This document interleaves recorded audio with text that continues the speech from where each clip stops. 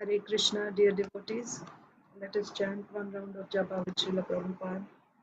Namo Om Vishnupadaya Krishna Preshtaya Bhutale Srimate Bhaktivedanta Swaminiti Namine Namaste Saraswate Deve Gauravani Pracharine Nirvishesha Shunyavadi Paschatya Deshatarine Jai Sri Krishna Chaitanya Prabhu Nityananda Sri Advaita Gadadhar Srivasadi Gaur Bhaktivinoda Hare Krishna, Krishna Krishna, Hare Hare, Hare Ram, Ram Ram, Hare Hare. Hare Krishna, Krishna Krishna, Hare Hare, Hare Ram, Ram Ram, Hare Hare. Hare Krishna, Krishna Hare Hare, Hare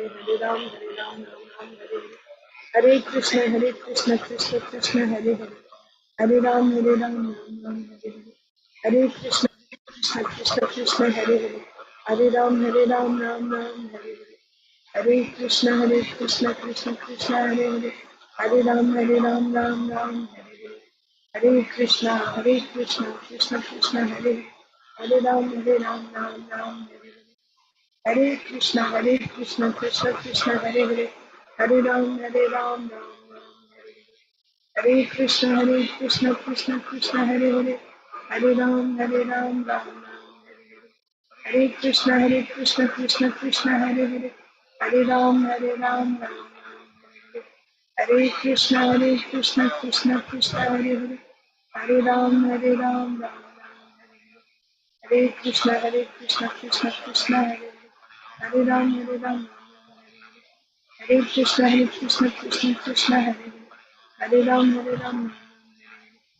Hare Krishna, Krishna Hare Hare, Hare Ram. Hare Krishna, Krishna Hare Hare, Hare Ram. Hare Krishna, Krishna Hare Hare, Hare Ram. Hare Krishna, Krishna Hare Hare, Hare Ram.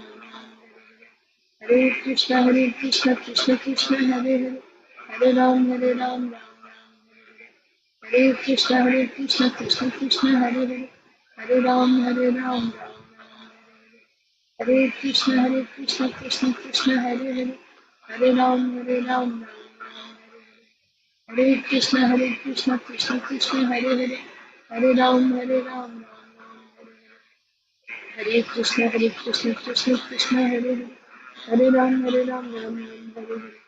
Hare Krishna, Krishna Hare Hare, Hare Ram, Ram. Hare Krishna, Krishna Hare Hare, Hare Ram, Ram Hare Hare. Hare Krishna, Krishna Hare Hare, Hare Ram, Ram Hare Hare. Hare Krishna, Krishna Hare Hare, Hare Ram, Ram Hare Hare. Hare Krishna, Krishna Hare Hare, Hare Ram, Ram Hare Hare. Hare Krishna, Krishna Hare Hare, Hare Ram, Ram Hare Hare. Hare Krishna, Krishna Hare Hare, Hare Ram, Ram Hare Hare. Hare Krishna, Krishna Hare Hare, Hare Ram, Ram Hare Hare. Hare Krishna, Krishna Hare Hare, Hare Ram, Ram Hare Hare. Hare Krishna, Krishna Hare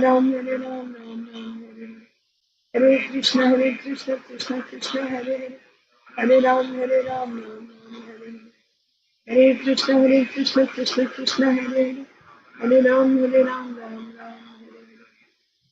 Hare Krishna, Krishna Hare Hare, Hare Ram, Ram Hare Hare.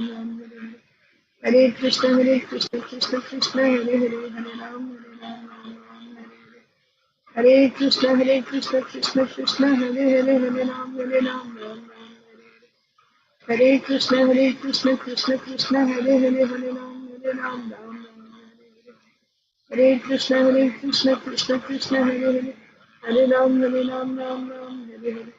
Hare Krishna, Krishna Hare Hare, Hare Ram, Ram Hare Hare. Hare Krishna Hare Hare, Hare Ram, Ram Hare Hare. Hare Krishna, Krishna Hare Hare, Hare Ram, Ram Hare Hare. Hare Krishna, Krishna Hare Hare, Hare Ram, Ram Hare Hare. Hare Krishna, Krishna Hare Hare, Hare Ram, Ram Hare Hare. Hare Krishna, Krishna Hare Hare, Hare Ram, Ram Hare Hare. Hare Krishna, Krishna Hare Hare, Hare Ram, Ram Ram, Hare Krishna, Krishna Krishna, Hare Hare, Hare Ram, Ram Ram, Hare Hare. Hare Krishna, Krishna Krishna, Hare Hare, Hare Ram, Ram Ram, Hare Hare. Hare Krishna, Krishna Hare Hare, Hare Ram, Ram Ram, Hare Hare. Hare Krishna, Krishna Hare Hare, Hare Ram, Ram Ram, Hare Hare. Hare Krishna, Krishna Hare Hare, Hare Ram, Ram Ram.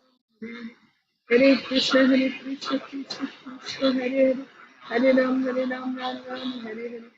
Hare Krishna, Krishna Hare Hare, Hare Ram, Ram Ram, Hare Hare. Hare Krishna, Krishna Hare Hare, Hare Ram, Ram Ram, Hare Hare. Hare Krishna, Krishna Hare Hare, Hare Ram, Ram Hare Hare. Hare Krishna, Krishna Hare Hare, Hare Ram, Ram Hare Hare.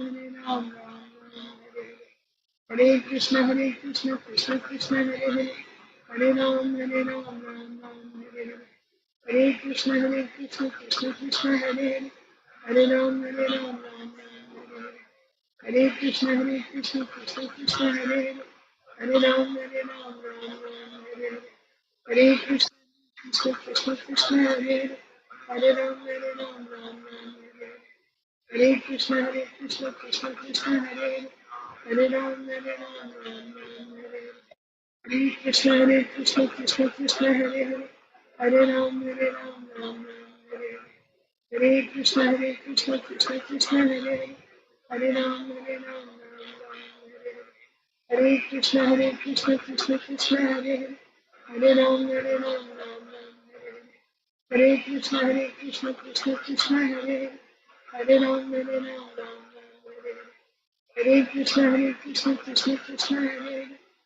Ram,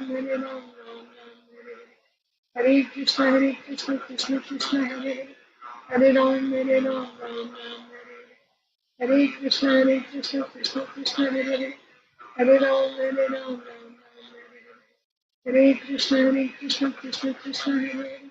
Hare Ram, Ram Hare Hare. Hare Krishna, Krishna Hare Hare, Hare Ram, Ram Hare Hare. Hare Krishna, Krishna Hare Hare, Hare Ram, Ram Hare Hare. Hare Krishna, Krishna Hare Hare, Hare Ram, Ram Hare Hare. Hare Krishna, Krishna Hare Hare, Hare Ram, Hare Hare. Hare Krishna, Krishna Hare Hare, Hare Ram, Hare Hare. Hare Krishna, Krishna Hare Hare, Hare Ram, Hare Hare. Hare Krishna, Krishna Hare Hare, Hare Ram, Ram Hare Hare. Hare Krishna, Krishna Hare Hare, Hare Ram, Ram Hare Hare. Hare Krishna, Krishna Hare Hare, Hare Ram, Ram Hare Hare. Hare Krishna, Krishna Hare Hare, Hare Ram, Ram Hare Hare. Hare Krishna, Krishna Hare Hare, Hare Ram, Ram Hare Hare. Hare Krishna, Krishna Hare Hare, Hare Ram, Ram Hare Krishna, Krishna Hare Hare, Hare Ram, Ram Hare Krishna, Krishna Hare Hare, Hare Ram, Ram Hare Krishna, Krishna Hare Hare, Hare Ram, Hare Hare. Hare Krishna, Krishna Hare Hare, Hare Ram, Hare Hare.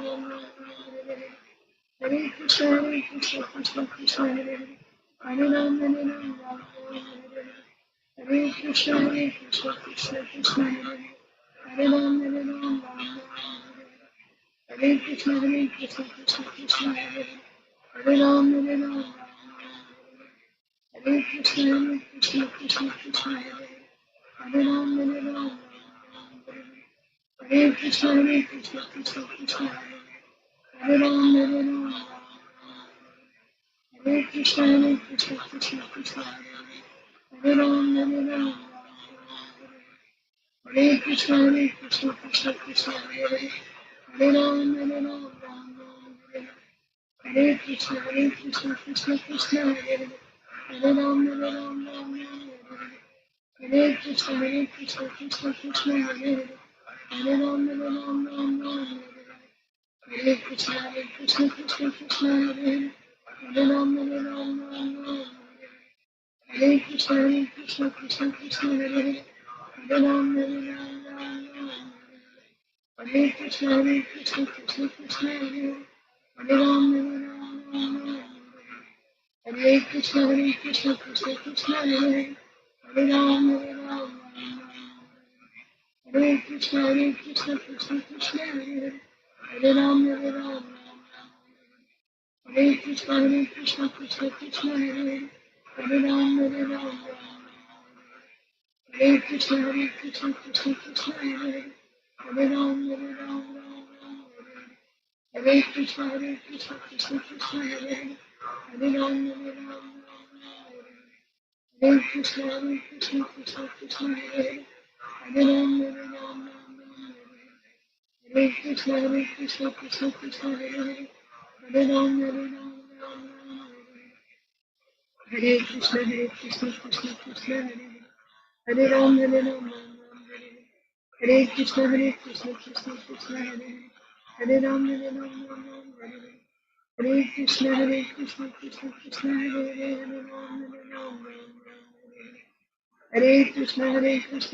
Krishna Hare Hare, Hare Ram, Ram. Hare Krishna, Krishna Hare Hare, Hare Ram, Ram. Hare Krishna, Krishna Hare Hare, Hare Ram, Ram. Hare Krishna, Krishna Hare Hare, Hare Ram, Ram. Hare Krishna, Krishna Hare Hare, Hare Ram, Ram. Hare Krishna, Krishna Hare Hare, Hare Ram, Ram. Hare Krishna, Krishna Hare Hare, Hare Ram, Ram. Hare Krishna, Krishna Hare Hare, Hare Ram, Hare. जय श्री कृष्ण चैतन्य प्रभु नित्यानंद श्री अद्वैत गदाधर श्रीवासादि गौर भक्त। ओम नमो भगवते वासुदेवाय। ओम नमो भगवते वासुदेवाय। ओम नमो भगवते वासुदेवाय। नारायणं नमस्कृत्य नरं चैव नरोत्तमं देवीं सरस्वतीं व्यासं ततो जयमुदीरयेत्। नष्टप्रायेष्वभद्रेषु नित्यं भागवत सेवया भगवत्युत्तमश्लोके भक्तिर्भवति नैष्टिकी। नमो विष्णुपादाय कृष्णप्रेष्ठाय भूतले श्रीमते भक्तिवेदान्ता स्वामिन्निति नामिने। नमस्ते सारस्वते देवे गौरवाणी प्रचारिणे निर्विशेषा शून्यवादी पाश्चात्यदेशतारिणे।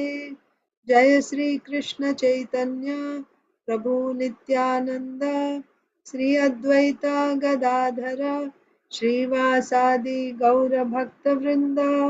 हरे कृष्णा कृष्णा कृष्णा हरे हरे, हरे राम राम राम हरे हरे। ग्रंथराज श्रीमद् भागवतम की जय, Shrimad Bhagavad Gita as it is की जय, श्रील प्रभुपाद की जय, समवेत गौर भक्त वृंद की जय। ओम अज्ञानतिमिरान्धस्य ज्ञानाञ्जनशलाकया चक्षुरुन्मीलितं येन तस्मै श्रीगुरवे नमः। Hare Krishna, dear devotees, welcome to today's Srimad Bhagavatam for All session.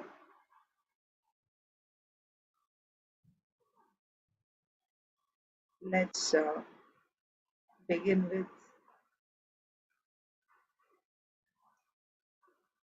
reciting the Bhagavad Gita shloka. We're reciting from Srimad Bhagavad Gita as it is, chapter 13, text 26. This is the last memorization verse of this chapter. If anyone needs to go first, please raise your hand. Okay, so we'll just, yes, Aditi Lata Mataji.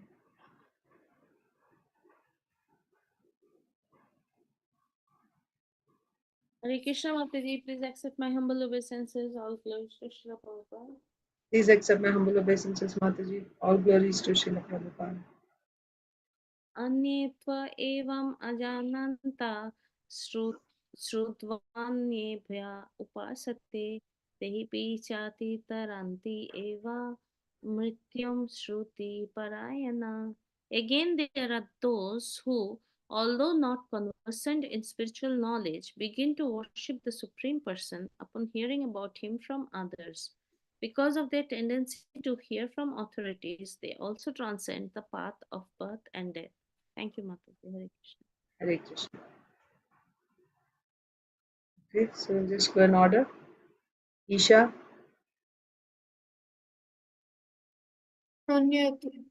अन्येत्वेवम् अजानन्तः श्रुत्वान्येभ्यः उपासते तेऽपि चातीत्येव मृत्युं श्रुतिपरायणाः.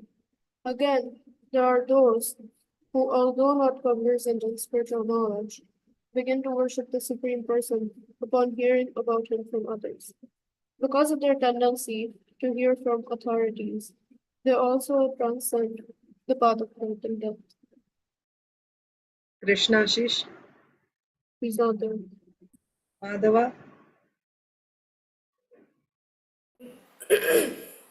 अन्येत्वेवम् अजानन्तः श्रुत्वान्येभ्यः उपासते तेऽपि चातीत्येव मृत्युश्रुतिपरायणाः. Again, there are those who, although unconversant in spiritual knowledge, begin to worship the Supreme Person upon hearing about him from others. Because of their tendency to hear from authorities, they also transcend the path of birth and death. Rasapriya. अन्येत्वेवम् अजानन्तः श्रुत्वान्येभ्यः उपासते तेऽपि चातीत्येव मृत्युं श्रुतिपरायणाः. Again, there are those who, although not conversant in spiritual knowledge, begin to worship the Supreme Person upon hearing about him from others. Because of their tendency to hear from authorities, they also transcend the path of birth and death. Yes. Okay. So next is Priyanka Haripriya Mataji.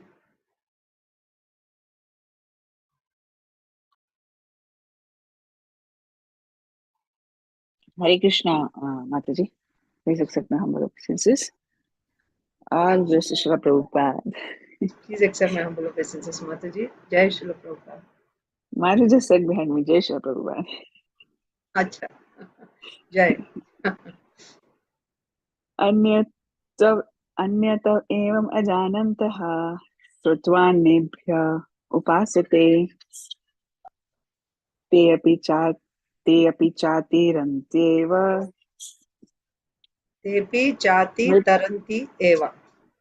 तेऽपि चातितरन्त्येव मृत्युं श्रुतिपरायणः. Parayana. Again, Parayanah. Parayana.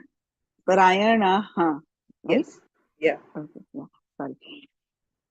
Again, there are those who, although not conversant in spiritual knowledge, begin to worship the Supreme Person upon hearing about him from others. Because of their tendency to hear from authorities, they also transcend the path of birth and death. Hare Krishna. Yes. Hare Krishna. Thank you. Prajna and Saujanya Mataji. Hare Krishna Mataji. Hare Krishna. अन्येत्वेवम् अजानन्तः श्रुत्वान्येभ्यः उपासते तेऽपि चैतिरन्ति एव Tepi chati taranti eva. तेऽपि चातिरन्ति एव Ati taranti. अतितिरन्ति एव मृत्युं No. One more time. Tepi chati taranti eva. तेऽपि चातिरन्ति एव Yeah. मृत्युं स्तुतिपरायणाः. Translation. Again, there are those who, although not conservant in spiritual knowledge, begin to worship the Supreme Person upon hearing about him from others. Because of their tendency to hear from authorities, they also transcend to the path of birth and death. Hare Yes. Krishna. Hare Krishna. Thank you. Saujanya Mataji. Hare Krishna Mataji, Dandavat Pranam Sampursh Prabhupada and praise to the assembled devotees. Dandavat Pranam Mataji. All glories to Srila Prabhupada. Anye Tvevam Ajananta Shrutvanyebhya Upasate Tepi Chatitarantyeva Mrityum Shruti Parayana. Again, though there are those who, although not conversant in spiritual knowledge, begin to worship the Supreme Person upon hearing about him from others. Because of their tendency to hear from authorities, they also transcend the path of birth and death. Hare Krishna. Hare Krishna. Thank you. Anyone else? Okay, I'll recite in the meanwhile. Yes, Hare Krishna. Go ahead, Arunita. Anyatve evam ajananta shrutam Shrutvanyebhya. Shrutvanebhya upasate tepi Chati. chatirantye Taranti. Tepi chati taranti. Eva. tepi chatiranti eva mritum shruti parayana. Translation. Upon hearing are the Again. here are those who, although not conversant in spiritual knowledge, begin to worship the Supreme Person. Upon hearing about him from others, because of their tendency to hear from authorities, they also transcend the path of birth and death. Yes. Hare Krishna. Anyone else? Okay, I'll recite Bhagavad Gita chapter 13, text 26.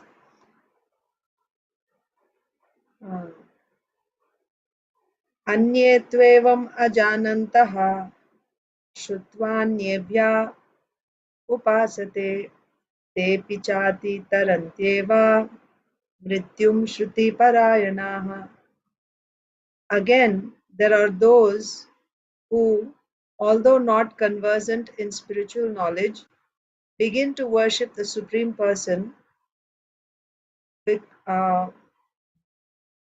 upon hearing about him from others. Because of their tendency to hear from authorities, they also transcend the path of birth and death. Okay. Anyone else? So we'll begin reading Srimad Bhagavatam.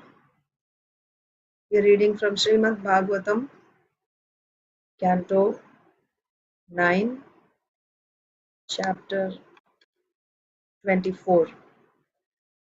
Krishna, the Supreme Personality of Godhead. And we are reading about the descendants of King Yadu. And in that descent, we have arrived at Vasudev. Vasudev is the son of Shurasena, who had 10 sons and 5 daughters. We have already seen the descendants coming from the 5 daughters and also from the brothers of Vasudev, the 9 sons other than Vasudev of Shurasena. We've seen their descendants.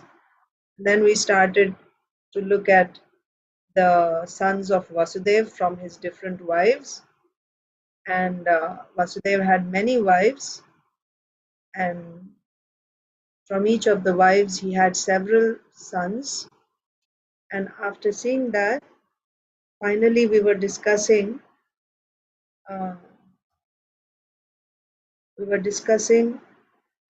about the sons of Devaki. So Devaki had 8 sons and 1 daughter, Subhadra.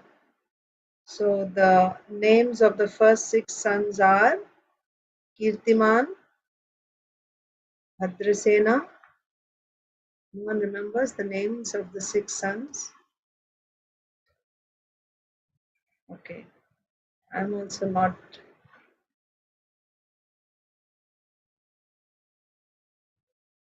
strong on that.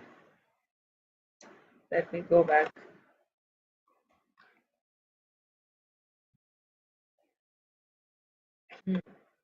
Kirtiman, Sushena, Bhadrasena.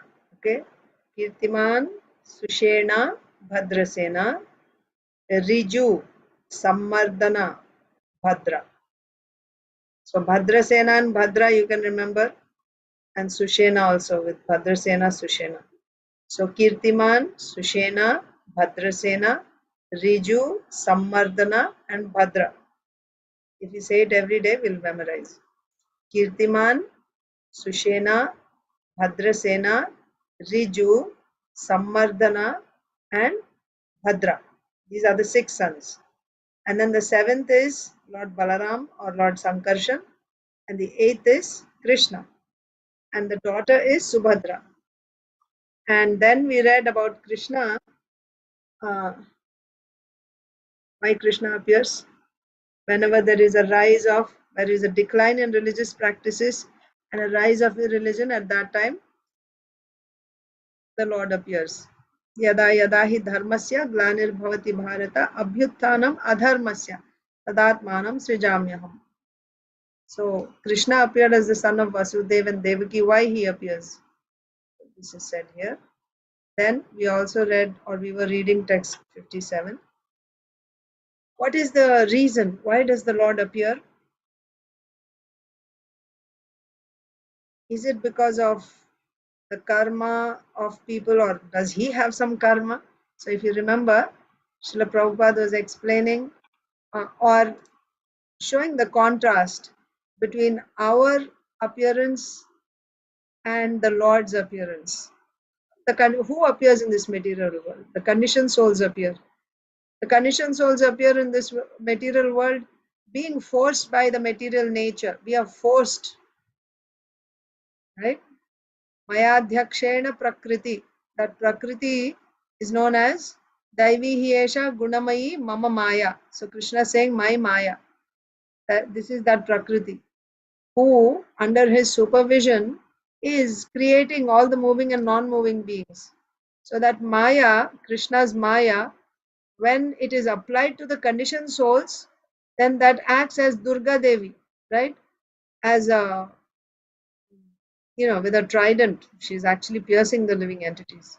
So we are forced, right? She is like a, Durga means fort, right?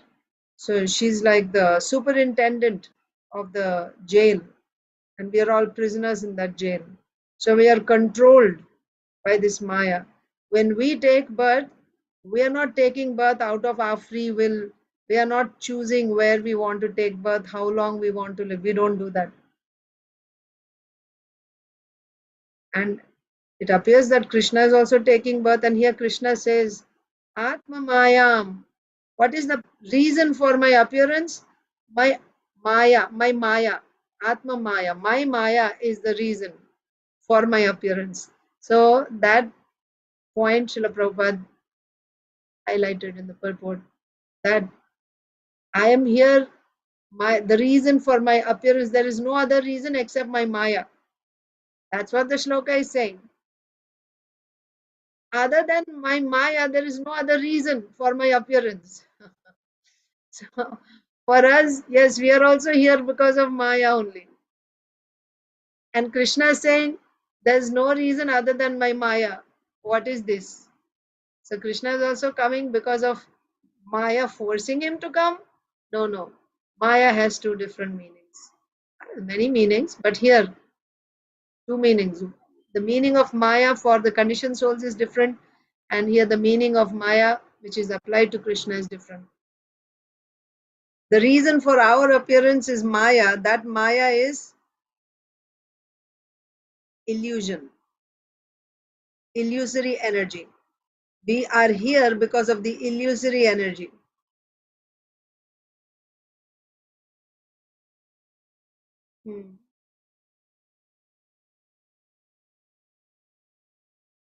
What is 327? Prakrite Guna. What's that verse? 327. Ahankara vimudhatma kartaham iti manyate. Prakrite kriyamanaani gunai karmani sarvashaha. Ahankara vimudhatma kartaham iti manyate. So actually all activities are carried out by the material nature consisting of the three modes of material nature. That this Prakriti, which is consisting of the three modes, is carrying out all activities. So birth is also done by this Prakriti, this Maya. So we are also coming because of Maya, but that Maya is for us the illusory energy. So Maya means illusion or illusory energy. But when Krishna says there's no other reason for my appearance other than my Maya, that Maya means affection, or you can say compassion. Even in in day-to-day language, when people talk, they say Maya means, they use Maya to mean affection, isn't it? Because of Maya for my children, because of Maya for my family members, the ladies in family, elder ladies in family, if you hear, they'll say Maya. And their Maya means, like you can say attachment or affection. That's what they mean. So in the case of Krishna, when you say Maya, it's Krishna's affection, or you can say Krishna's compassion. So why he's coming? He's coming out of his affection or out of his compassion. He's coming. So again, I told you the meaning of Paritranaya Sadhunam. Why Krishna comes? That is said in Bhagavad Gita. Paritranaya Sadhunam Vinashaya cha Dushkritam. That day Aditi Lata Mataji had raised that question. The first day when we simply read the translation, when we didn't read the purport. Those points are actually covered in the purport by Srila Prabhupada. So, yes, so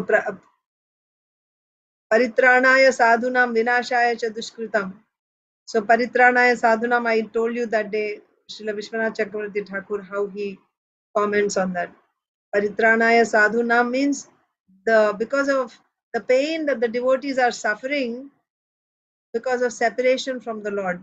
To mitigate that suffering, no one else can mitigate that suffering except the Lord himself. So he comes for his devotees, for his pure unalloyed devotees. Paritranaya Sadhunam and Vinashaya cha Dushkritam. There are certain demons, like exceptional demons, which cannot be defeated or killed by any agents. The Lord himself has to come, like Hiranyaksha, Hiranyakashipu, Ravana, Kumbhakarna. So yes, Vinashaya cha Dushkritam. And of course, Dharma Samsthapanarthaya. Even that Dharma Samsthapanarthaya, it is related to pure devotional service only, right? So these are the reasons why the Lord comes. So why he is coming then? All this is out of his love, out of his compassion, out of his affection. So what is the cause of the Lord's appearance? His Maya. His Maya means his compassion. That's what is said in the purport. Okay.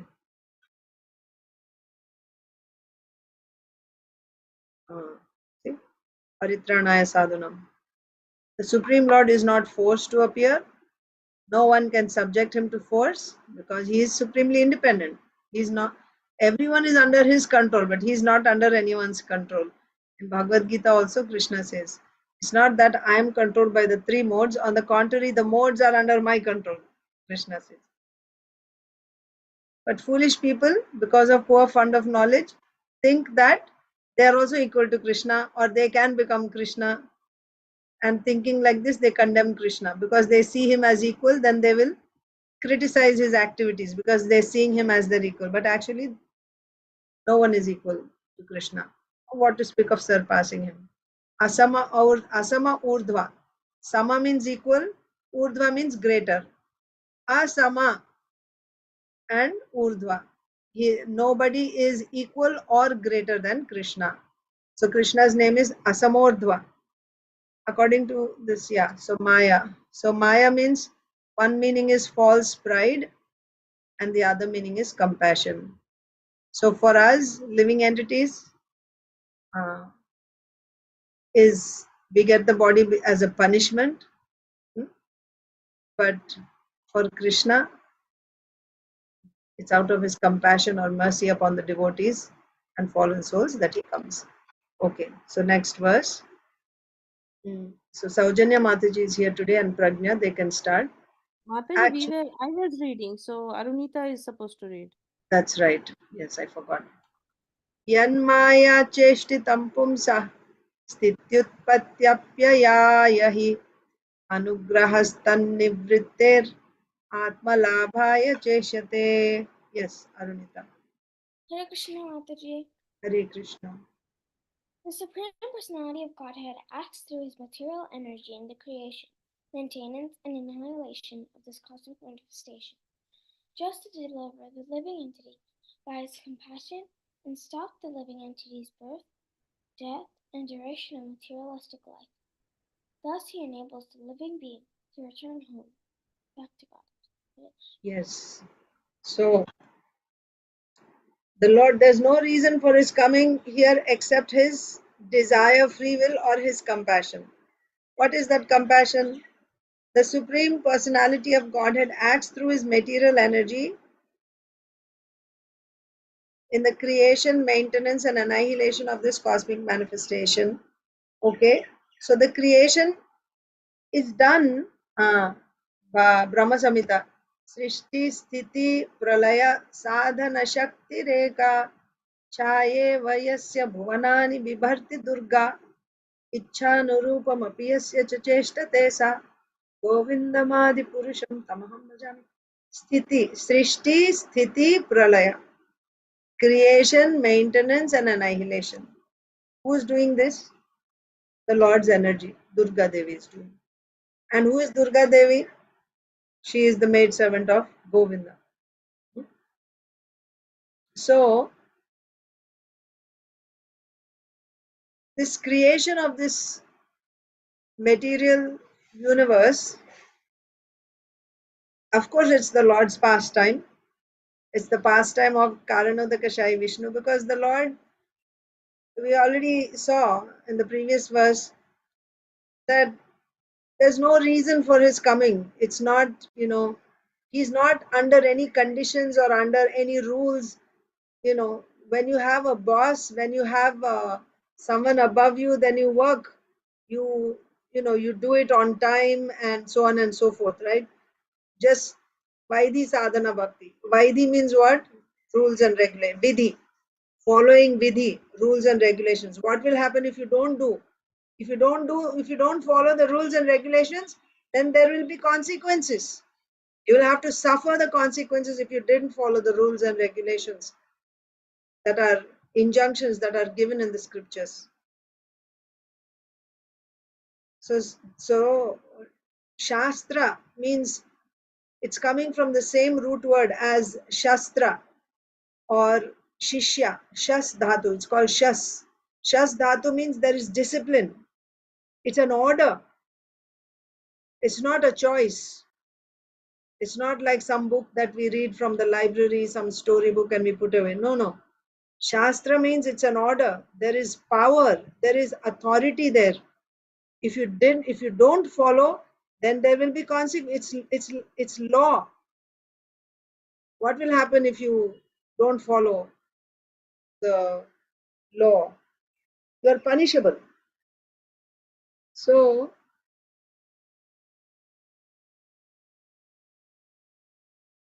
does the Lord also have to follow like this?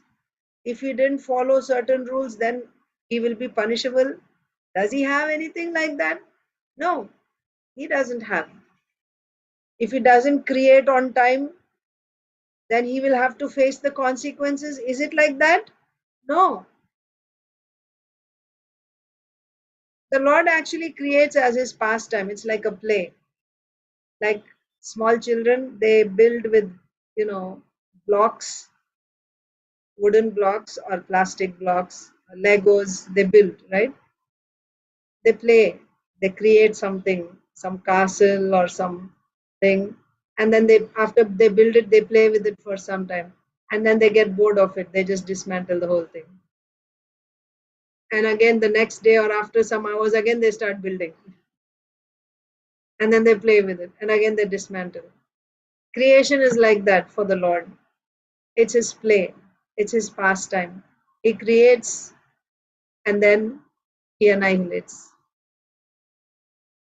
And it's not that he has to do at a certain interval only, and then no. When he opens his eyes, creation starts.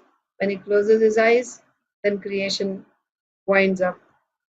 And then is it that he has to like do it regularly like this? No, it's his free will. He can just stay with the eyes closed for some time. And as long as his eyes are closed, then there's no creation. It's still no creation. But as soon as he opens his eyes, there's creation again. There's creation again. But how long does that creation last? Just, one blink. One blink. His eyes are open and he blinks, and the creation is finished, annihilated. So for him, it's not that he's doing under any pressure or under any force. Even the creation, not that, oh, all these conditioned souls are here. We take care of mothers, take care of children, or you're taking care of some elderly person or a sick person. You have to give their diet on time. You have to, take them to the restroom on time. You have to put them to bed, give them bath all on time. You have to do on a scheduled way. You have to do.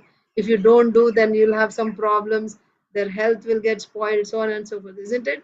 Is it like that the Lord is like, oh, there are so many conditioned souls, and I have to hurry up? And can we picture the Lord doing it like that? No. He is not under any pressure, any sort of pressure. Actually, he has a desire to sleep in a different place. All the Vishnus, Karanodakashaya Vishnu, Garbhodakashaya Vishnu, Kshirodakashaya Vishnu, they're always, what is their pose? They're laying down, isn't it? They're laying down on Anantasesh. So when the Lord desires to sleep in a different place, he opens his eyes, and his maidservant, the material nature, Prakriti, like a chaste wife, she immediately, even without him saying anything, when he opens his eyes, she understands immediately what is his desire. When you have that relationship, there's no need of words. Even in this world, you will see, right? That if you look in a certain way, then if you have that sort of a relationship, immediately, like between husband and wife, let's say, right? Then the type of glance that tells the other person what they want, isn't it? So when Lord Vishnu just opens his eyes, Karanodakashaya Vishnu, she understands, oh, he desires to sleep in a different place. Immediately, she starts arranging these universes, right? The universal shells. And the room is ready for you to come, my Lord. And the Lord enters as Garbhodakashaya Vishnu. But it's all dark. There is no place there. I mean, it's there, but it's all vacant and it's dark. So he just fills up half of the universe with his perspiration, and then he lays down there again. He wanted to sleep in a different place, so the arrangements are made by Prakriti, and then he lays down there like that. But as this point also was brought up the other day by Mataji, like when the Lord comes, so many things happen. It's not that he's coming for that purpose. Like the Prime Minister is visiting a village, he's not coming to the village so that all the buildings will be whitewashed. That's not his purpose of going there. He's coming there because he's coming on some purpose, right? To inaugurate something or open a hospital or something. But while he is there, other things also take place. So like that. So the conditioned souls also get their bodies and all that. All that happens when there is creation. But from the Lord's point of view, it's his play. But one thing is, the Lord is Like Krishna says, I don't know anyone except my devotee, and my devotee knows no one except me. So Krishna's dealings, the Supreme Lord's dealings are only with his devotees. So even when he comes to this world, what does the Lord do with his devotees? Pastimes. That's also like his play. It's enjoyment. Dealing with his devotees is the Lord's enjoyment. It is his pleasure. The only reason he comes to this world is because of his devotees. When his pure unalloyed devotees call him, then he comes. When his pure unalloyed devotees pray to him, call him, then he comes. For their sake he comes. And what are these devotees doing? They are feeling compassion for all the suffering souls, and they are praying to the Lord, please deliver these conditioned souls. And because his pure devotee is praying, then he will go and deliver all these conditioned souls. So therefore, our saving grace is these pure devotees of the Lord. We can only get the Lord's attention because of these devotees. Otherwise, he's only looking at his devotees. He's not looking at the conditioned souls.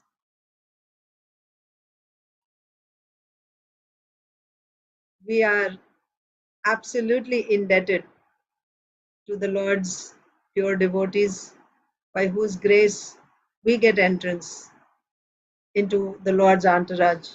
We get an opportunity to render devotional service. So anyway, so then how the Lord carries out here in this world the creation, maintenance and annihilation? Is he personally doing it? No, he has so many. He is like the proprietor of a big company. He does not have to personally go and check, are the bathrooms cleaned, or are the workers wearing their uniform properly? Are they coming on time or not? Does he go and check, take attendance every day? No, the proprietor is comfortably seated in his home, but he has so many agents under him. They take care of everything. They report to him. Krishna is the proprietor of all proprietors. So he does not have to come and personally create and annihilate and all that. No, he has agents through whom everything is done. So who is that agent? That is his material energy, Prakriti. Srishti, Sthiti, Pralaya, Sadhana, Shakti Rekha. Chaye Vayasya Bhuvanani Vibharti Durga. Ichhana Rupam Apiyasya Cha Cheshtate Sa. And how is she acting? Simply by the desire of the Lord.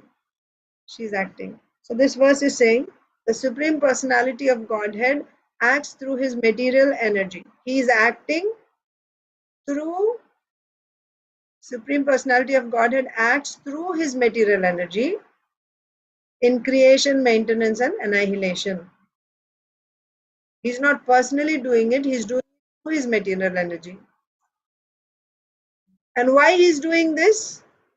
Just to deliver the living entity by his compassion and stop the living entity's birth, death, duration of materialistic life. So this material creation is an opportunity for the conditioned souls. Now they're all in this material existence,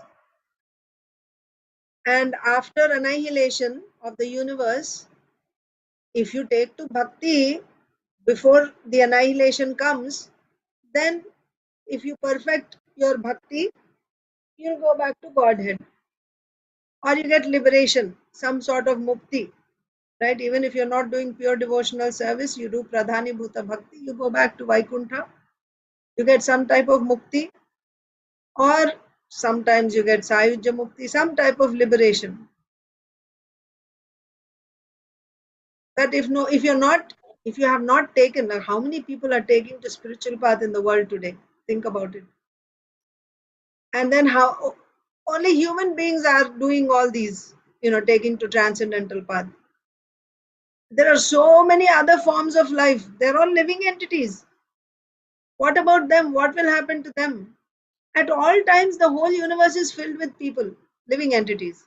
You see, whether in air, in water, on land, everywhere, even in fire, there is living entities. At all times. whether it is Kali Yuga, Dwapar Yuga, any Yuga, beginning or end of the Kalpa, always there's a lot of living entities filling the whole universe. So at the time of annihilation, the universe is still filled with people, living entities, and they are not all liberated. They are not all going back to Godhead. What will happen to them? At the time of annihilation, their bodies are all burnt, finished. Their gross bodies are destroyed. Even the subtle body. Annihilation means it's reverse creation. So creation means it starts from subtle, ether is formed, sound comes like that, and gradually, false ego, then from false ego, your senses are formed, sense objects are formed, mind is formed, like that. And then Lord Brahmaji comes, and Lord Brahmaji puts all these things together, and the bodies are formed. So now annihilation means go in the reverse order. The bodies are destroyed. Now the mind is there, the senses are there, sense objects are there. Now they go back into false ego. False ego goes back into Mahat. Mahat goes back into Pradhana. Pradhana means it's Prakriti with all the living entities. Now these living entities don't even have their subtle bodies. Of course, the karma is still stored. There's a thin line of avidya around the living entity. Avidya means ignorance, avidya. That avidya is carrying their karma. So next time when there's another creation, from that avidya, based on that avidya, Brahmaji understands. And then he will give them appropriate subtle bodies, gross bodies and everything. But at the time of annihilation, all these living entities who are not liberated, they are not going back to Godhead. They enter into the body of, first they enter into the body of Garbhodakashaya Vishnu, and Garbhodakashaya Vishnu enters into Karanodakashaya Vishnu. So they're all resting there in a slumber. They're all in a dormant state. They're just there in the body of Karanodakashaya Vishnu. They can stay there eternally actually. But that is not liberation. Karanodakashaya Vishnu is of course the Supreme Lord. But because they are in his body, don't mistake that to be liberation. Karanodakashaya Vishnu, his pastime is related to material creation. It's not like going to Vaikuntha and living in the spiritual world, performing pastimes with the Lord. No. When they enter into the body of Karanodakashaya Vishnu, they just stay there in a dormant state, no activity. It's like a sleep, like when you're in your mother's womb. Pregnancy, the embryo is in the mother's womb. It's there in a dormant state, especially in the initial stages of pregnancy. There's no consciousness of the embryo. Like that, in a dormant state, they are there. They can stay there for a long time and for an indefinite time. By the Lord's compassion, when he opens his eyes, then there is creation. So what I'm trying to get at is, when the creation happens, that is an opportunity for all these conditioned souls to once again come out. And come out and do what? Again, if they do the same old thing, sense gratification and, rat race, right? Seeking after material results, going to heaven, or, having big goals in this material world, then you have to die because your life is limited. You have to give up your body, and then you take. So within this, Brahma Bhuvanal Loka Punaravartino Arjuna. Mamupete tu kaunteya punarjanmana vidyate. So because of your activities, you're going, this giant wheel in the, the giant wheel, Ferris wheel. Go up and you come down. You go up and you come down. Like that. The living entity, by his karma, sometimes he goes to higher planets, he enjoys, and when those karmic reactions are exhausted, he comes down again. Again he goes up, comes down, stays down for a long time. Then he's released from the hellish conditions. He comes again. It's going on, it's been going on since time immemorial. And then when there is annihilation of the universe, go back into the body of Karanodakashayi Vishnu and stay there. That is why when you come in touch with a devotee and you begin devotional service, it's not a simple thing. It's a very, very extremely rare thing. If we don't take to it seriously, then again, same old cycle. Of course, once you come in touch with the devotee, then sooner or later, you'll have to come back to the path of bhakti. But still, you will have to take that step because Krishna doesn't force, right? Yathechasi tatha kuru, Krishna tells Arjuna. He will wait for you to turn to him. He doesn't force. He gives you all help. He'll give you association. He'll give you shastra, but he won't force. He'll wait for you to take that step. All encouragement is there, but you have to take that step. Individually, each person has to take. Otherwise, what is the meaning of free will? Srila Prabhupada says, right? You have to take that step. It's like, you love a girl, and if you just force her to love you, is that enjoyable? It's not, right? But if she feels love for you and then she wants to, out of love, she wants to cook something for you, she wants to please you, so on and so forth, that is enjoyable. But you just force that person to love you and to do this and that, it's not pleasing to her, it's not pleasing to you. So Krishna is not that type of master that he will force the living entities like that. He won't force. But so then they go on, life after life after life, they go on chasing after these material dreams and aspirations. But just try to understand, when there is creation, it is a golden opportunity for all these souls. They're given one more opportunity. Actually, there's only one purpose for this creation. From the perspective of the conditioned souls, there's only one purpose for this creation. The purpose is you get this body. Even ghosts, they don't have a gross body. They cannot. They have desires. They want to do so many things, but they cannot do. They need a body. They need senses. They need body, gross body, to exercise their desires. Let's say you want to draw something. You need a hand. You need this gross body to do so many things. Without the gross body, you're not able to act. That's why to be in a ghostly existence is very frustrating. And out of that frustration, they go and attack other people. So similarly, these living entities without a body, they're waiting. When you get a body, it is an opportunity. But unfortunately, when you get that body, instead of using it for the purpose for which you are given that body, you use it for all types of nonsense. And you lose, what is the right word? It's like, it's like you blow it up, right? You lose that opportunity. You lose that opportunity.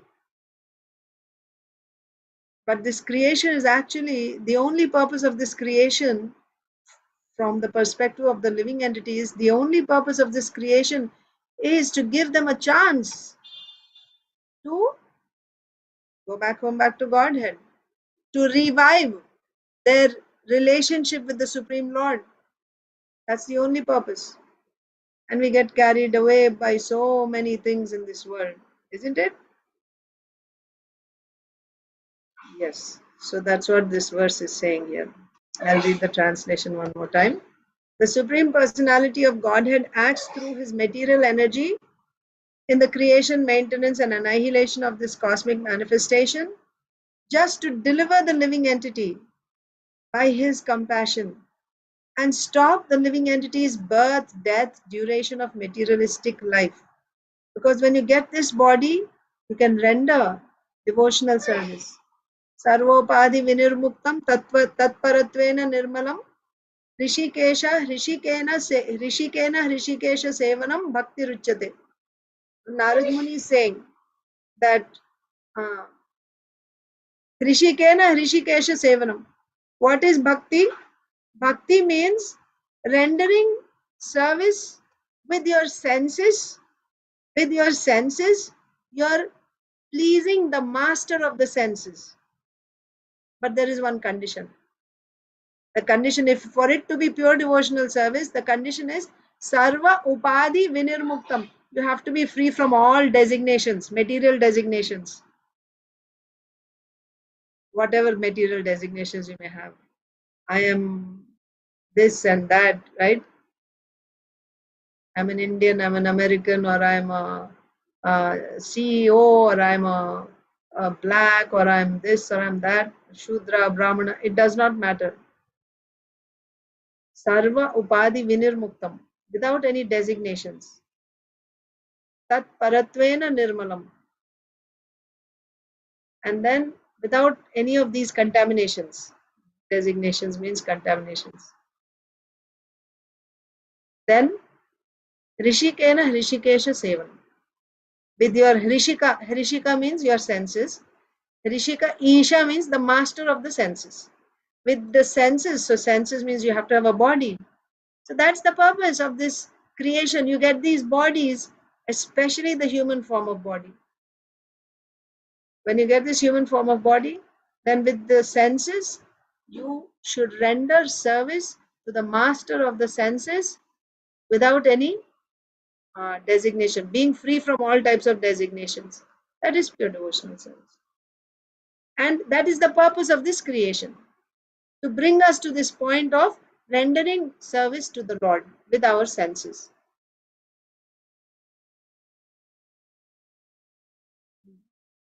So,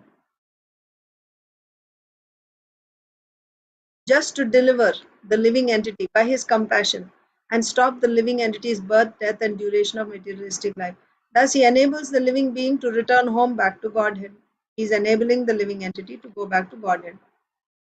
So that's why the Lord is appearing in this world, or even this creation.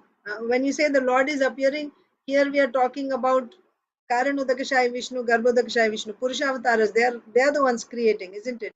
Through the material nature. They are also appearing. Garbhodakashai Vishnu appears when there is creation. And when there is annihilation, Garbhodakashai Vishnu, you can say, disappears. Right? He enters into Karanodakashai Vishnu. You don't see Garbhodakashai Vishnu anymore. He appears when there is creation. Same with Kshirodakashai Vishnu. He appears when there is creation. And when there is no creation, after annihilation, enter back into Karanodakashai Vishnu. So the Lord is appearing. Why is the Lord appearing? Why is he creating through his material energy? To deliver the conditioned soul so that they can go back to Godhead. Of course, in the beginning I explained to you, it is his pastime. He's doing it. So from his perspective, he's doing it as a pastime. But while he's doing his pastime, he's delivering all the conditioned souls also. Purport. So is Achintadev Prabhu there today? If not, Inba.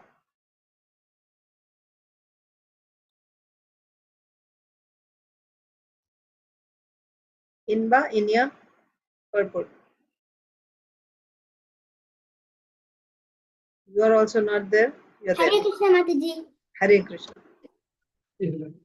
Materialistic men sometimes ask why God has created the material world for the suffering of the living entities. The material creation is certainly meant for the suffering of the conditioned souls who are part of the Supreme Personality of Godhead, as confirmed by the Lord Himself in Bhagavad Gita 15.7. Mamaivaamsho jivaloke jivabhuta sanatanaha manasasthanindriyani prakritistani karshati. The living entities in this conditioned world are my eternal fragmental parts. Due to conditioned life, they are struggling very hard with the six senses, which include the mind. All the living entities are part and parcel of the Supreme Personality of Godhead and are as good as the Lord qualitatively, but quantitatively, there's a great difference between them. For the Lord is unlimited, whereas the living entities are limited. Thus, the Lord possesses unlimited potency for pleasure, and the living entities have a limited pleasure potency.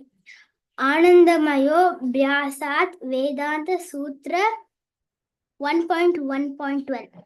Both the Lord and the living entity, being qualitatively spirit soul, have the tendency for peaceful enjoyment. But when the part of the Supreme Personality of Godhead unfortunately wants to enjoy independently without Krishna, he is put into the material world, where he begins his life as Brahma and is gradually degraded to the status of an ant or a worm in stool. This is called Manasasthani Indriyani Prakritasthani Kashyati. There is a great struggle for existence because the living entity conditioned by material nature is under nature's full control. Prakriti Kriyamanani Gune Karmani Sarvashaha. Because of his limited knowledge, however, the living entity thinks he is enjoying in this material world. Manasasthani Indriyani Prakritasthani Kashyati. He is actually under the full control of material nature, but still he thinks himself independent. Ahankara vimudatma kartaham iti manyate. Even when he is elevated by speculative knowledge and tries to merge into the existence of Brahman, the same disease continues. Aruhya kritsena parampadam tata patantya adaha. Bhagavatam 10.2.32. Even having attained that Parampadam, having merged into the impersonal Brahman, he falls again into the material world. Yeah, Inya, you can read the next one. In this way, the conditioned soul undergoes a great struggle for existence in this material world, and therefore the Lord, out of compassion for him, appears in the world and instructs him. Thus the Lord says in Bhagavad Gita, chapter 4, verse 7, Yada yada hi dharmasya glanir bharata abhyutanama dharmasya tadatmanam shajamyaham. Whenever and wherever there is a decline in religious practice, O descendant of Bharata, and a predominant rise of a religion, at that time I descend myself. The real Dharma is to surrender unto Krishna, but the rebellious living entity, instead of surrendering to Krishna, engages in adharma, in a struggle for existence to become like Krishna. Therefore, out of compassion, Krishna creates this material world to give the living entity a chance to understand his real position. Bhagavad Gita and similar Vedic literatures are presented so that the living being may understand his relationship with Krishna. Vedaisha sarve rahameva vedyaha. Bhagavad Gita, chapter 15, verse 15. All these Vedic literatures are meant to enable the human being to understand what he is, what his actual position is, and what his relationship is with the Supreme Personality of Godhead. This is called Brahma Jignasa. Every conditioned soul is struggling, but human life provides the best chance for him to understand his position. Therefore, this verse says, Anugrahas tan nivritte, indicating that the false life of repeated birth and death must be stopped, and the conditioned soul should be educated. This is the purpose of the creation. The creation. Okay, go ahead, read. Yes. The creation does not arise whimsically, as atheistic men think. Asatyam aprishtitam te apratishtham te jagadahur anishwaram aparaspara sambhutam kim manyat kama haitukam. Hare Krishna Mataji. Dandavat Pranam all glories to Srila Prabhupada. Dandavat Pranam Prabhuji. All glories to Srila Prabhupada. They say that this world is unreal, that there is no foundation, and that there is no God in control. It is produced of sex desire and has no cause other than lust. Bhagavad Gita 16.8. Atheistic rascals think that there is no God and that the creation has taken by chance. Just as a man and woman meet by chance and a woman becomes pregnant and gives birth to a child. Actually, however, this is not the fact. The fact is that there is a purpose for this creation, to give the conditioned soul a chance to return to his original consciousness, Krishna consciousness, and then return home back to God and be completely happy in the spiritual world. In the material world, the conditioned soul is given a chance to satisfy his senses, but at the same time is informed by Vedic knowledge that this material world is not his actual place for happiness. Janma Mrityu Jara Vyadi Dukkha Doshana Darshanam. Bhagavad Gita 13.9. One must stop the repetition of birth and death. Every human being, therefore, should take advantage of this creation by understanding Krishna and his relationship and his relationship with Krishna, and in this way return home back to God. Hare Krishna. Thank you. Okay. So the Lord is acting through the material energy in creation, maintenance, and annihilation of this cosmic manifestation. The purpose is to deliver the living entity from birth, death, and duration of materialistic life. And why is he doing this? Out of his compassion. So what is the position of the living entity in the material world? He's struggling. First point. Why does he even need to be delivered? Right? You may think many times you meet people and you tell them like you should take to Krishna consciousness. Otherwise, you don't know what body you'll get. Now you're a human being. You may become a dog in your next life. And they say, what's wrong with being a dog? So then what do you say to them? Right? What's the problem? If you become a bird or if I become a tree, there's no problem. So this is like ignorance, deep ignorance. You're suffering, but you don't even realize that you're suffering. Just like, often the example of a pig is given. The pig is eating stool. Stool is the refuse of the body. After you eat food, the good nourishment is absorbed by the body, turned into blood, all the nourishment is taken, and the waste is released as stool. That waste is eaten by a pig. But the pig is thinking, you know the story of Lord Indra. Lord Indra was once cursed to come to this earth in the form of a pig. And once you get into a body, then you just think you are that body. This is the position of the conditioned soul. You think you are that body. And everyone related to that body is yours. So he had his wife and he had his kids. He's eating stool and is living in, where pigs live. And when his term of punishment was over, I think Lord Brahma was calling him back. Come back, Lord Indra, take your post in heavens. He's saying, no, what will happen to my wife and my kids? My life is nice here. I'm comfortable.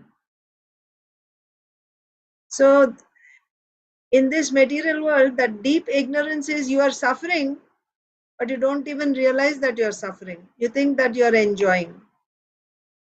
But actually the fact is, every living entity in the material existence is suffering, right?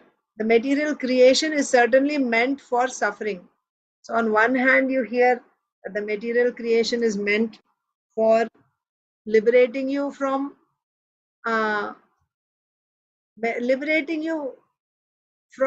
the cycle of birth and death. Then again it is said material creation is meant for suffering. Yes, it is actually meant for suffering. You have birth, death, old age and disease. Is this not suffering? Then you have adhyatmika, adidaivika, adibhautika miseries. Is this not suffering? It is suffering. Material existence means suffering. And this suffering gives you an impetus to turn to God. So that's why it is good. But the fact is, all living entities in the material world are suffering. What is the proof?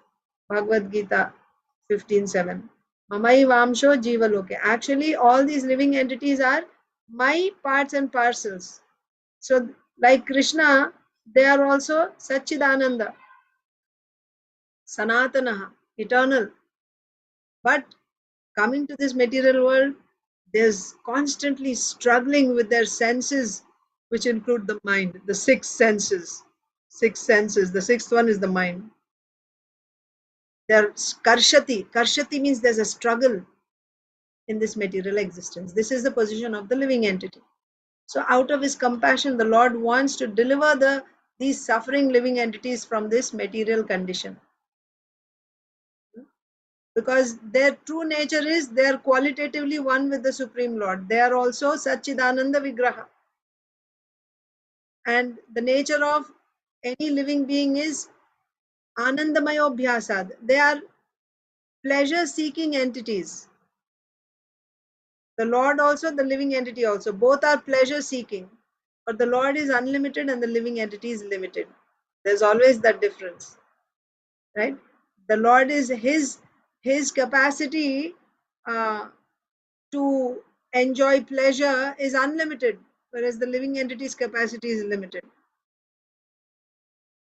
So when he wants to enjoy separate from the Lord independently, then he is in this material world. Right? When he turns away from the Supreme Lord, that's the cause for his material existence. Srila Prabhupada is saying he is put into this material world. When the desire to enjoy separate from the Lord arises, he is put into this material world. And then he begins his material existence. Material existence means what?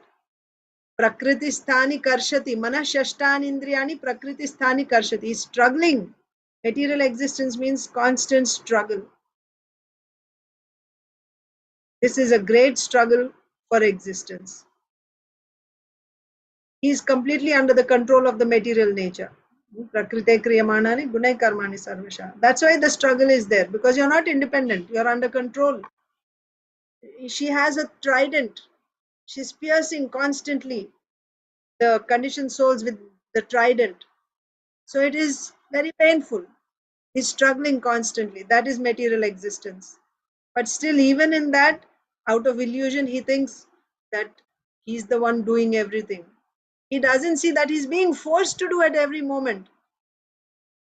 But he thinks, I am the one doing, I achieved this, I achieved that. Ahankara, out of false ego.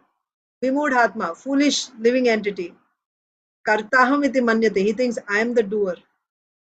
I have achieved this position, right?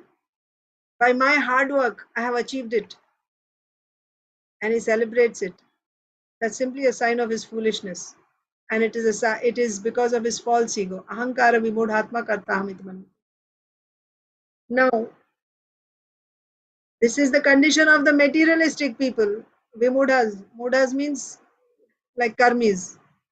But even those who are on the path of transcendence, seeking to merge into Brahman, they are not much better than these people. Because Srila Prabhupada is saying here, after all that hard work, finally they achieve that parampadam of merging into impersonal Brahman, he falls again to the material world. Right? So what has he achieved out of that hard work? Once again, all you have is material existence. So this is the struggle of the living entity. So therefore, the Lord is appearing in this world, and the Lord is creating this material world, material creation, out of his compassion for these struggling conditioned souls. And then what does the Lord do? He gives them a chance. This material creation is a chance given to them to understand what is their real position. He leaves the scriptures behind. He gives instructions. He gives the Vedic injunctions. He gives Bhagavad Gita to guide the living entity towards the Supreme Lord. So, all these Vedic literatures are meant to enable the human being to understand who he is, what is his actual position, who is God, what is his relationship with the Supreme Lord. So, this inquiry is called Brahma Jigyasa. That is the beginning of human life. Athato Brahma Jigyasa. Now you got the human form of life. Now you should inquire about the Supreme. Struggling, everyone is struggling. Animals are struggling, human beings are struggling. But human beings have this capacity to actually inquire, why am I struggling?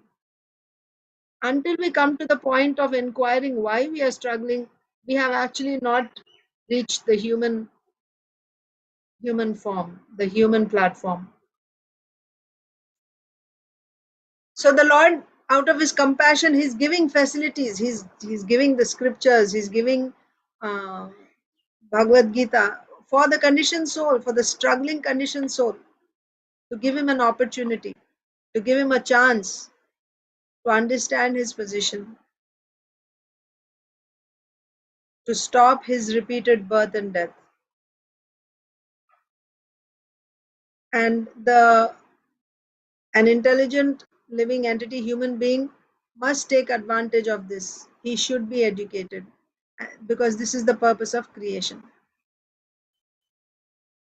Then what do atheistic people think? Yes, this we all know. What we are taught in schools nowadays. Is there anywhere, in the regular schools and colleges and science books where they actually talk about the purpose for this creation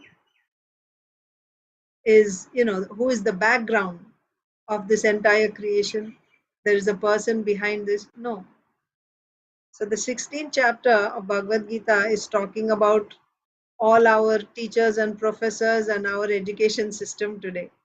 What do they say? They say that this world is unreal, that there is no foundation, and that there is no God in control. It is produced of sex desire. It has no cause other than lust. The bottom line is they are godless. There is no God. That's the bottom line. But is that the fact? That's not the fact. That's not the fact. There is God, and this creation is happening because of him, and there is a purpose for this creation, and that purpose is to give all of us a chance to get back to our original position, to our original consciousness, which is Krishna consciousness, to go back home, back to Godhead, so that we can live there happily ever after, finally. Now we simply read in fairy tales and they lived happily ever after. This is in real. In real, you can live happily ever after. That is the purpose of this creation, so that we can all live happily ever after by becoming Krishna conscious, by going back to Godhead and live there happily ever after. And that is Krishna's plan for this creation. Such a nice purport by Srila Prabhupada. Then in the material world, the conditioned soul is given a chance to so then, but why, first of all, why is he even in this material world? That was said before, right? Why is the living entity in the material world? Because of course he has this tendency to seek pleasure. That's not wrong. The Lord also, he's also a spirit soul, supreme spirit. We are also spirit souls. He has this pleasure seeking tendency, we also have, but his pleasure seeking tendency and his capacity to enjoy pleasure is unlimited, whereas ours is limited.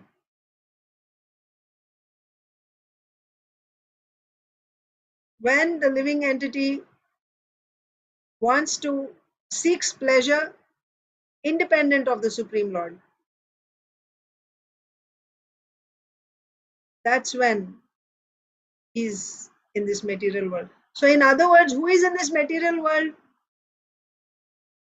All godless people are in this material world, isn't it?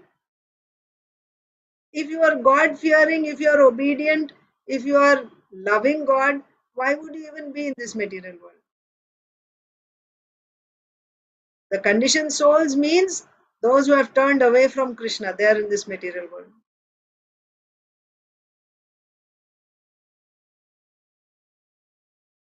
So then there has to be some facility for these people. So they're given an opportunity. You want to enjoy, you enjoy like this, like that. So different facilities are given for them. But that's not the purpose of the creation. That has to be understood. That has to be understood. The purpose is, See, when you are in a prison, yes, Mataji is saying it is very difficult to answer the persons who are yet to know the purpose of this creation. It's very difficult to answer means they won't accept it. Answer is there in the scriptures, but their offenses and sins will not allow them to grasp the message. They won't understand. It will go above their head. They cannot understand.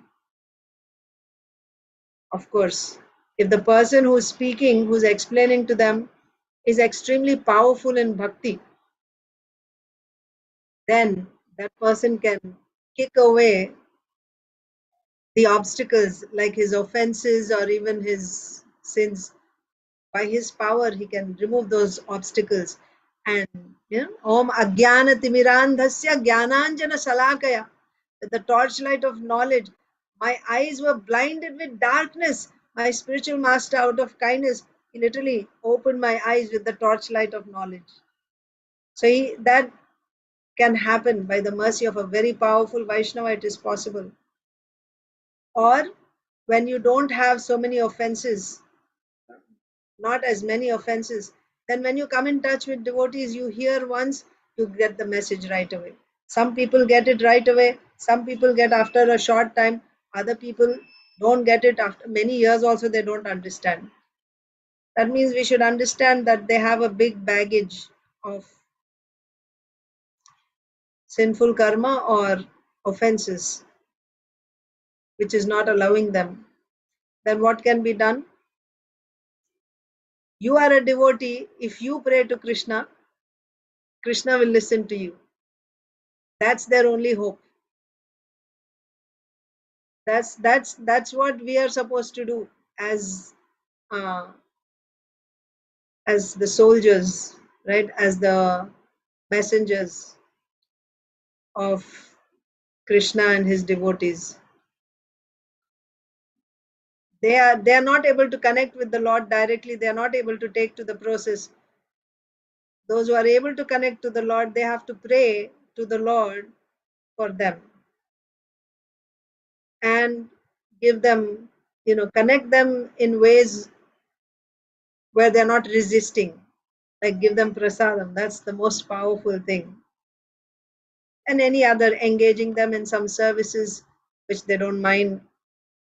And then you have to wait. Ultimately, it's Krishna's mercy. We can only do our part. As much as Krishna, yeah, that's natural, feeling sad for them. Vaishnava's only sadness is seeing the sadness of others. We see in Chaitanya Lila, Advaitacharya and all the Vaishnavas, they were crying, seeing that people are so materialistic, they don't take to Krishna consciousness. They had no sadness for themselves. Their suffering was seeing others not taking to Krishna consciousness. That was their suffering. So it is natural for devotees to feel sad. Yes. 1 second, Aditi Lata Mataji. Let me just quickly finish the last line of this purport and I'll take your. So, yeah. Janma Mrityu Jara Vyadhi Dukha Dosha. In the material world, the conditioned soul is given a chance to satisfy his senses. That's what I'm saying. So, they're given a chance because we are here because of turning away from the Lord. We are seeking to be masters. We are seeking to be enjoyers. So, that facility is given. But that means as long as you're chasing after these things, you'll remain in this material world. You're not going to be liberated from here. But the facility is there. That's why these spirit souls are here for that purpose. So that facility has to be there. But at the same time, even though the facility, just like, I don't know if this is an apt example, but cigarettes are still made, and on the cigarette there is the warning: cigarette smoking is injurious to health. But still, the cigarette factories are there, cigarette is made, and then it is sold, and people are buying and they're smoking.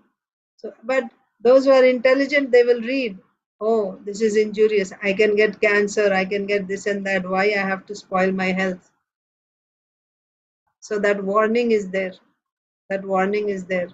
Like that in this material world, facility is there. For all types of people, there's facility and different types of worship to fulfill your desires. But at the same time, there is warning. There is enough guidance through Shastra, through Sadhu. It's there. Right? At the same time, he is informed by Vedic knowledge that this material world is not his actual place for happiness. One must stop the repetition of birth and death. Every human being should take advantage of this creation by understanding Krishna and his relationship with Krishna, and thus return back to Godhead. That's the purpose of this creation. Yes, Mataji, Aditi Lata Mataji. I just wanted to give an example for removing the doubts by your devotees. I mean, Chaitanya Mahaprabhu's, I remembered. Chaitanya Mahaprabhu is Chaitanya Mahaprabhu, of course, but Sarvabhauma Bhattacharya, when he had other, um he was a Mayavadi. Yeah, so Mahaprabhu removing the doubts of Sarvabhauma Bhattacharya. Bhattacharya with his knowledge, yes. So, like you were just now, you were explaining about how Guru removes the doubts, and Yeah, if you have conviction, if you have that faith, then you can. So that's an example. thank you, Mataji. Yes, of course, there in that context, it is said that these were like big sharks. Sarvabhauma Bhattacharya, Prakashananda Saraswati, they could never be convinced by anyone. It took Sri Chaitanya Mahaprabhu to actually melt their hearts to devotional service. Otherwise, their hearts were like dried up oil cakes, with no juice, with nothing in them, just dried. That's how their hearts were. Because of their impersonal philosophy, it was not possible for anyone to actually turn them to devotional service. Except for Sri Chaitanya Mahaprabhu, it was not possible for anyone. So, yes. But the power of a Vaishnava can even turn someone as dry as that to devotional service. Yes, thank you, Mataji. So, it was a big purport, so we had to cover that today. We did only one verse. Tomorrow is another big verse. Okay. So, Inia read and Jai Ganesh Prabhu read. If Jai Shri Mataji is there tomorrow, Mataji will read. If not, Isha will start tomorrow. Okay. Let's read Bhagavad Gita. Srimad Bhagavad Gita as it is, chapter 2, text 7. So Arjun is done with all his questions and arguments about why he should not fight, and then he's confused. I don't know what I should do. Right? He's bewildered now.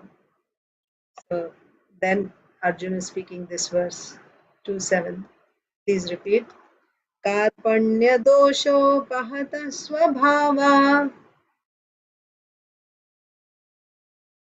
पृच्छामि त्वां धर्मसम्मूढचेताः यच्छ्रेयस्यान्निश्चितं ब्रूहि तन्मे शिष्यस्तेऽहं शाधि मां त्वां प्रपन्नम्. Now I'm confused about my duty and have lost all composure because of miserly weakness. In this condition, I'm asking you to tell me for certain what is best for me. Now I'm your disciple and a soul surrendered unto you. Please instruct me. So the crucial point is Arjun becomes Krishna's disciple. Arjuna is talking to Krishna all this time. What was the need? And after becoming a disciple also he talks to Krishna. Then what is the difference of his talks before becoming a disciple and after his becoming a disciple? Two things are there.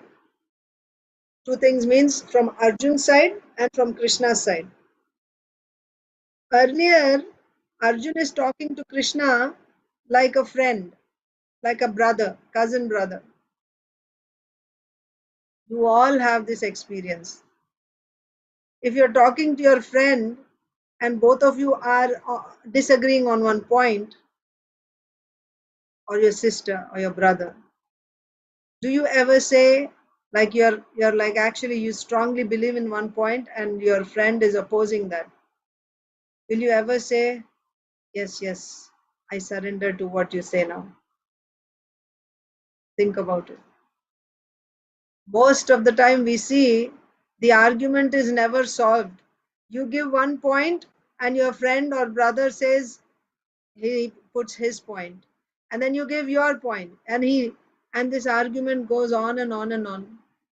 Even if you see that your points are all being smashed, still you don't admit. This is the nature of talks between equals. When there is a debate, you don't actually surrender. You don't surrender. You just go on and on and on. That means you don't come to any conclusion. There's no conclusion. Arjun saw that this is a very critical situation. He has to fight. The conches are blown already, and he doesn't know whether he should fight or not fight. He's confused now. Initially, he was saying, no, I should not fight for this reason and that reason and another reason. Now, I don't know. Should I fight or should I not fight? What should I do? He's completely bewildered. So at that time, you need a spiritual master. Srila Prabhupada says that all of us face this situation in our lives. What to do, what not to do. So therefore, we need a spiritual master to show us the right path. So Arjun surrenders to Krishna as his disciple. And then Arjun says, now you guide me.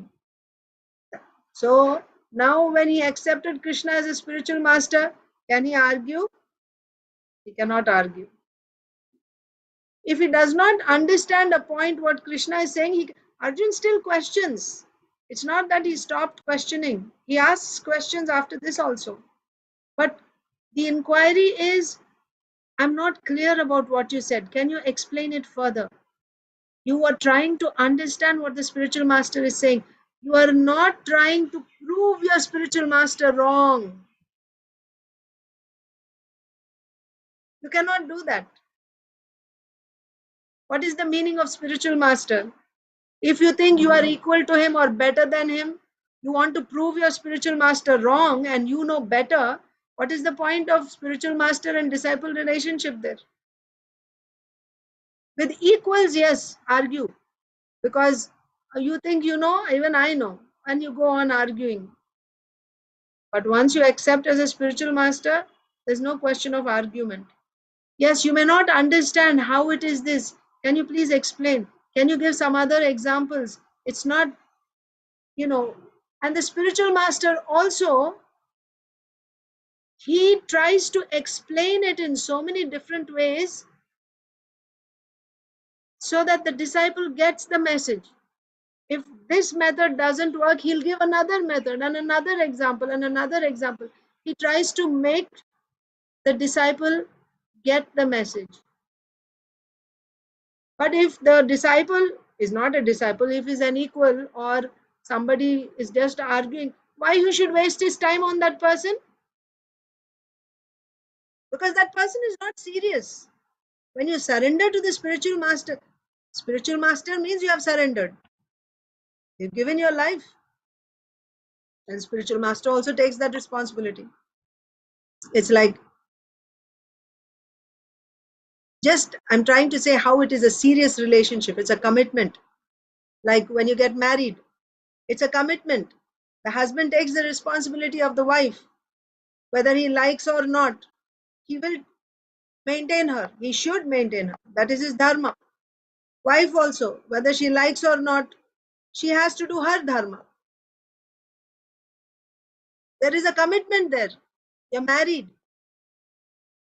But if you're not married and if you're just flirting around, there's no commitment. You don't have to take that person seriously, isn't it? It's not the same as a married relationship and someone you're just flirting with. If not this person, then another person, then another person. So, spiritual master disciple relationship is a serious commitment. The disciple surrenders to the spiritual master. So, the spiritual master also takes it seriously and he spends that time to make sure the disciple gets that message. But when he is not surrendered, he's talking like an equal. Spiritual master also talks lightly. So we will see in the next verses, Krishna's tone changes. Up until now, Krishna is still saying, but like a brother, he's speaking. Arjun, how did these qualities come in you? This is the time of battle. You're supposed to fight. What are you doing? Like that. Up until now, Krishna is speaking. After this, now Arjun is saying, I'm surrendering to you as your disciple. Immediately, Krishna takes the position of a spiritual master. He chastises Arjun like a superior, like a guru chastises the disciple. What nonsense is this? You're talking like a learned person. Actually, you're a fool number one, like that. Heavy. Guru means heavy. So this is the turning point. This verse is the turning point. Arjun now voluntarily on his own, because he's seeing that he's not getting anywhere with this argument. We are going back and forth, but my problem is not solved. What is my problem? I don't know what I'm supposed to do. And this grief that I'm experiencing, it's not going away. I need a spiritual master. Then he surrenders. Now I'm confused about my duty and have lost all composure because of miserly weakness. In this condition, I'm asking you to tell me for certain what is best for me. Yes. Then when the spiritual master tells you this is good for you, you have to accept it. There's no question of saying, no, I don't agree. I can't do that. I won't. No, that becomes an offense. Guru Ravagya, third offense to the holy name. That's an offense to the holy name. So Arjun is saying, you tell me what is best for me. Now I am your disciple and a soul surrendered unto you. Please instruct me. Purport. Shall we read the purport tomorrow? It's a big purport. Let's read it tomorrow. I will stop here.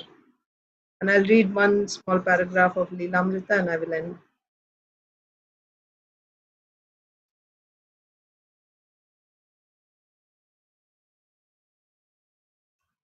One and a half hours is not sufficient. I don't know how I took up all these things.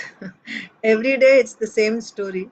I'm trying to fit in everything into 1.5 hours and it spills over all the time. And I don't know where to cut short. Time management. Srila Prabhupada's Leelamrita. One suggestion: if Ah, we if you don't explain the translation first, ah, because anyway many of them are repeated in Prabhupada's purport, right? Explanation. yeah, So you're explaining again. So yeah. instead of explaining the translation, Translation. you let us read the purport also, and then you explain. So that will be together. Then maybe the time will be little bit concise. Yeah, okay. The reason I explained the translation is because uh, I try to connect what happens is in the purport Srila Prabhupada goes into, I think I told this before also once. Srila Prabhupada's purports are designed in such a way that even if you read one verse, you get the whole philosophy in that one verse. Whereas if you read the commentaries of acharyas, like Srila Vishwanath Chakravarti Thakur, if you just read one verse commentary, you won't be able to make out head or tail of what's going on. You have to read the whole section. Then you'll understand, oh, this is what is going on here. But in Srila Prabhupada's purport, Srila Prabhupada talks about the practical application in life. So what I try to do when we read the verses is, when I explain the verses is, connect the verses, the storyline, and then also discuss the application of that particular verse according to the purport. So I was just trying to do that when I do both. But if you prefer that I don't No, do the, your explanation is fine, Mataji. I mean, we want to hear the other Acharya's explanation also because that gives in-depth knowledge. What I'm saying, there are some things which also gets repeated in Prabhupada's purport, right? Some of yeah, the points. I don't read it ahead of time. So when I read the purport, I actually become reassured that it's good, that what I'm explaining is coming, is many times I see the verses quoted by Srila Prabhupada in Bhagavad Gita. What I explained, those verses come again in purport. But that's not intentional. It's not like Yes, no, I understand. But repeating twice. But I understand what you're saying. Generally, that's I the mean, format. just for the time's sake, I'm saying. Although it's wonderful, but because we are, lengthening our on one verse and like that. Yeah. So I'm thinking it's your choice, Mataji. I'm just No, thinking. no, I will certainly consider your point, Mataji. Priyanka Haripriya Mataji saying, let's start at 6 a.m. I don't think others will No, agree to that. because Mataji's daughter is not going to school yet. Let her daughter go to school, then we will ask her. Let's do it at 6. So Because she goes to school at 8, right? So getting up who? early, you mean the daughter? Yeah, because when the kids start going to school and all, then you have to rush and all. Then you will realize no, that's not working. Okay. Yeah, 6 o'clock So is too early because we are doing chanting also. No, the I know. ultimately we are Yes, doing it from 6:30, but that's true. it's That's difficult, true. Yeah, especially. even you're coming at 6:30, I appreciate, because usually that's the time everyone is chanting, and but it's the last half hour. Usually they end at 7 and then they start, whether in temple or at home, start doing other things. So I took the half an hour uh, from japa. So I appreciate your coming in, because if I started at 7, it will be even shorter, and then you know you're going to office and all that, so that wouldn't work. Somehow we are set with 6:30, we'll keep it at that. But yeah, let's do that, what Aditi Lata Mataji said. I will try that. First we'll read the translation and purport, and then do the explanation. And That the way. connection, also. Do everything at that time. That way, nothing is repeated twice. Acha, like that. Okay, I'll try. Yeah, I'll, you see, Mataji, some points are I know it bubbles in the mind, and you have to get it out. That you have to do it because I understand. Like that's why I keep on raising my hand and saying because that keeps on bugging me till I say it out loud. That Mhm. point I remember. So if that happens, definitely you cannot stop yourself, Mataji, and don't stop it. It's Krishna telling you to tell us. Okay, I'll just read one paragraph from Srila Prabhupada's Leelamrita. Prabhupada liked to take walks. From his doorstep at 94 Bowery, he would see directly across the street the Fulton Hotel, a 5-story flop house. What is a flop house? Do you know? Flop house, Krishna Shish? Is that the house? Is that the house where those homeless people sleep and then leave in the morning? It says it's a hotel, 5-storied hotel, Fulton Hotel. It's a 5-story flop house. Well, maybe. Let's see. Surrounding him were other lower Manhattan lodging houses, whose tenants wandered the sidewalks from early morning till dark. An occasional flock of pigeons would stir and fly from one rooftop to the next or descend to the street. Traffic was heavy. The Bowery was part of a truck route to and from Brooklyn by way of the Brooklyn and Manhattan bridges. The Bowery sloped gently downhill toward the north, and Prabhupada could see signboards, a few scraggly Manhattan trees, and the street lights and traffic signals as far up as 4th Street. He could see Con Edison with its prominent clock tower, and if there were no clouds, the top of the Empire State Building on 34th Street. So it's a description of the location where Srila Prabhupada was staying. We'll continue reading tomorrow. Mataji, flop house definition. A flop house or doze house is a place that offers very low cost lodging, providing space to sleep and minimal amenities. Okay. Because Rasa. I read ahead in Lilamrita, that's why I was saying this. Somewhere it is there that the homeless people, they actually go to, there are lodges where they can go and stay at night, but in the morning they have to come out only for the night. Oh, flop Maybe house. that is the one, yeah. So Rasapriya sent a picture of a flop house. So yeah, it is like a very cheap, I think, place. Yeah. Okay. So that's a flop house. Thank you. So let's stop here. Thank you all very much, dear devotees. All of you have a wonderful day in Krishna consciousness. Hare Krishna. Thank you, Mataji. Hare Thank you Krishna. so much, Mataji. Hare Krishna. Thank you, Mataji. Mataji, can I quickly call you after this? Just one quick call. I have a small question. Okay, Mataji. Quick call. Quick. Yes. Hare Krishna. Hare Krishna, Mataji. Thank you. Hare